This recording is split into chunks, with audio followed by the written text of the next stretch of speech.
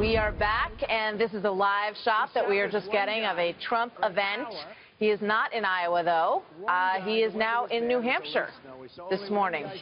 Donald Trump in Nashua, New Hampshire, addressing voters, while most folks are still focused on Iowa, which raises some questions.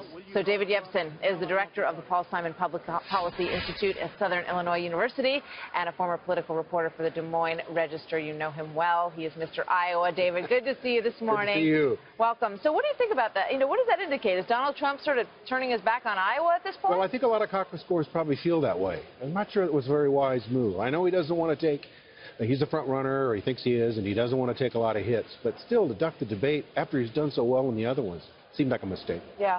He had another event, obviously. How do you think Iowa voters responded to seeing the other 7 folks up there last night? Do you think it gave them a better look at some of that? Yes, it did. I mean, Trump always takes the oxygen out of the room.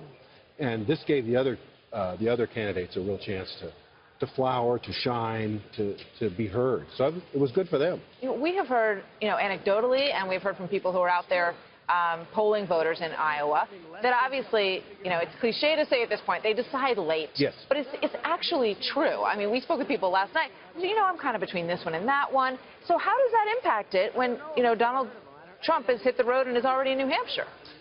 Well, being in New Hampshire is okay, but the fact he wasn't there last night, I think, does hurt him. It's true, and even if you look at these polls of this race, and there's a lot of problems with polls of caucus-goers, they'll tell you, caucus-goers will tell you, I'll change my mind, or I haven't made a firm decision. Don't forget, this is a caucus. It's not a primary.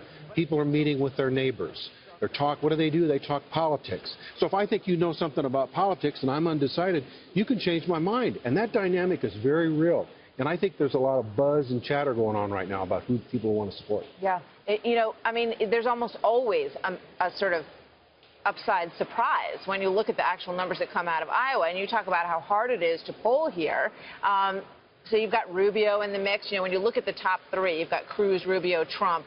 And we're hearing a lot of people saying that they're taking a look at, at Rubio. They're taking a look at Christie out there. How significant is the first, second, and third spot after this on Monday? Well, it's very important. 3 tickets out of Iowa is the old saying. Yep.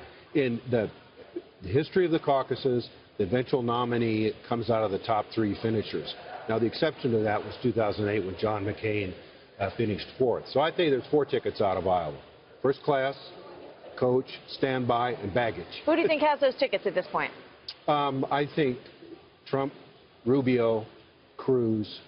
I don't know about the 4th. All right. So in terms of, how it's going to work on Monday, and, and the fact that Donald Trump went to New Hampshire, how much matters over this weekend? Because these guys are all, I've been asking the campaigns, where are your people today? They're all over this state. We talked to Marco Rubio earlier. He was on his way to Burlington.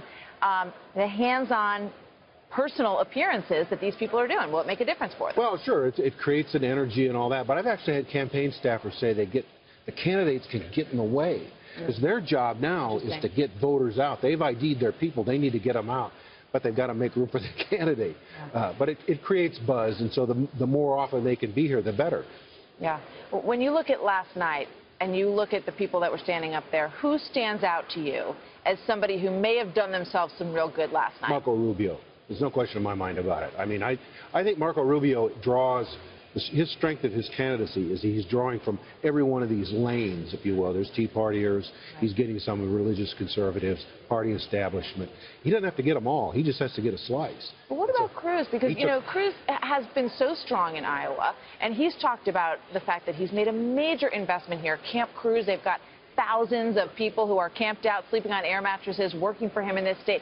And as Senator Rubio said to us earlier, boy, if Ted Cruz doesn't win here, he's really put all his chips in this basket. It won't look good for him. Yeah, I know. And I think Senator Cruz may have let his expectations get out of control. The whole goal is to surprise national media people. Say, wow, he did better than he expected. Now everyone's thinking, well, he's supposed to finish in second.